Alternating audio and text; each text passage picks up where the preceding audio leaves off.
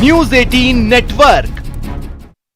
कई मायनों में आज का दिन बेहद खास रहने वाला है। यूपी ये कहा जाता है कि एक ही जगह बिजली दो बार नहीं गिरती, लेकिन 2014 और फिर 2019 में यूपी में एक बिजली गिरी और ये पता चला कि दो बार गिर सकती है। अब 2017 में जो बिजली गिरी थी, क्या वो बिजली 2022 में गिरती है, ये देखना इंटरेस्टिंग होगा।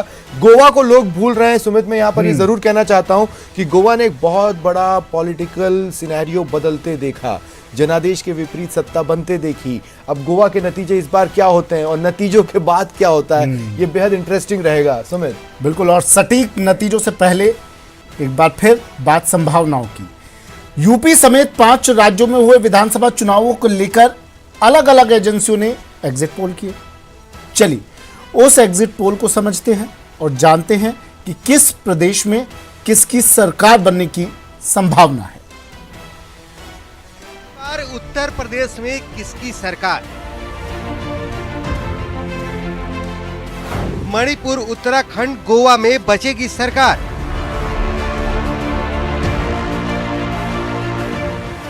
पंजाब में आएगी आप या चन्नी फिर एक बार? संभावना देखिए, सटीक नतीजे दिखाएंगे।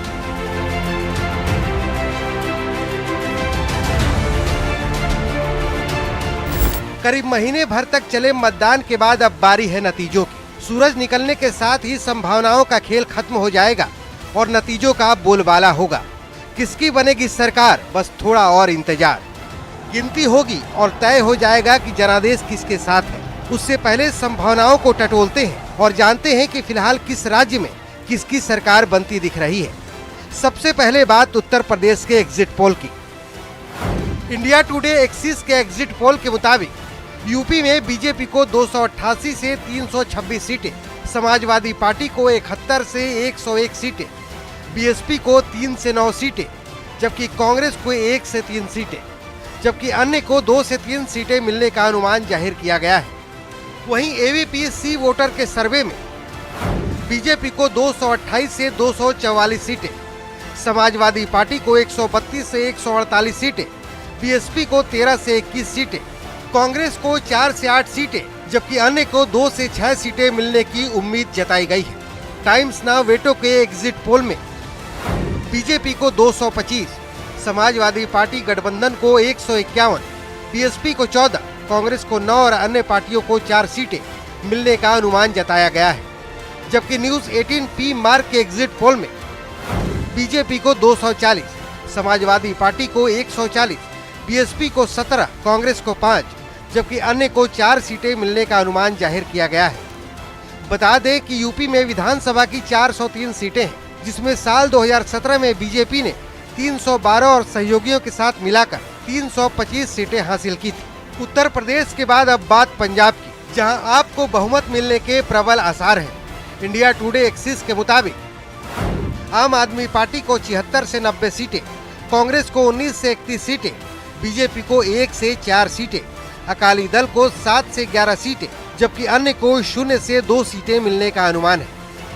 वहीं एबीपी न्यूज सी वोटर के मुताबिक पंजाब में आम आदमी पार्टी को 51 से 61, कांग्रेस को 22 से 28, बीजेपी को 7 से 13, अकाली दल को 20 से 26 सीटें मिलने का अनुमान है। जबकि रिपब्लिक टीवी और पी मार्क के मुताबिक आम आदमी पार्टी को 62 से 70 सीटें, कांग्रेस को 23 से 31 सीटें, शिरोमणि अकाली दल को 16 से 24 सीटें, अन्य दल को 1 से 3 सीटें मिलने का अनुमान है। बता दें कि पंजाब में कुल 117 सीटें हैं और बहुमत के लिए 59 सीटें जरूरी हैं।